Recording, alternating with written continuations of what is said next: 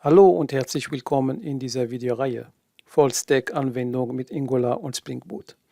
Als Full-Stack-Entwickler werden wir sowohl das Frontend als auch das Backend für eine Webanwendung zur Verwaltung von Kursen entwickeln.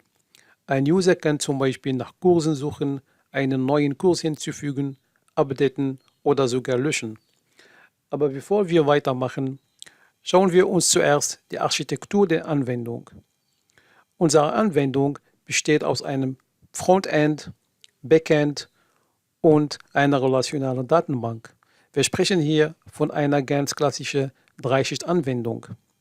Für das Frontend-Teil werden wir Angular benutzen.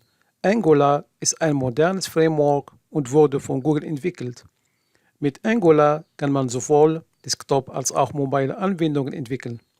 Manche Anfänger fragen, ob man mit Angular Daten verwalten kann, also ob man mit Angular zum Beispiel Daten speichern oder löschen kann.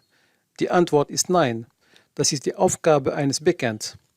Das Einzige, was man in Angular speichern kann, sind die Sitzungsdaten, also die Session-Daten. Diese Daten bleiben nur gespeichert, solange der Browser offen ist. Schließt man den Browser, gehen diese Daten verloren. Damit du die Beispiele in diesem Tutorial nachvollziehen kannst, musst du mindestens HTML und CSS-Vorkenntnisse mitbringen. Für das Backend werden wir Spring Boot einsetzen. Spring Boot ist ein Java-basiertes Framework, das auf Spring Framework baut. Spring Boot ist das meistverwendete Framework, um Microservices zu entwickeln. Fast 70% aller neuen Projekte werden heutzutage mit Spring Boot entwickelt.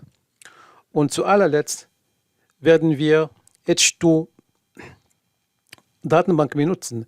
H2 ist eine einfache In-Memory-Datenbank.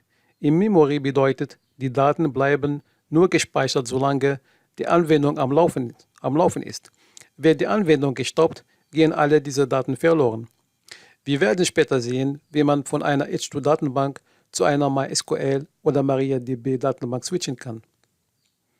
Am Ende dieses Tutorials wirst du lernen, was Angular-Komponenten sind, Data Binding, wie kann man Routing mit Angular implementieren, wie kann man Forms mit Angular implementieren, wie kann man Services and Dependency Injection in Angular, was sind Modulen und wie kann man REST API mit Angular aufrufen.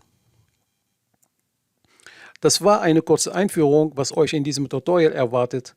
Wir werden zuerst mit Angular anfangen und nach ein paar Videos mit Spring Boot weitermachen. Danach werden wir zwischen Frontend und Backend switchen. Ich wünsche euch viel Spaß beim Lernen und bis zum nächsten Video.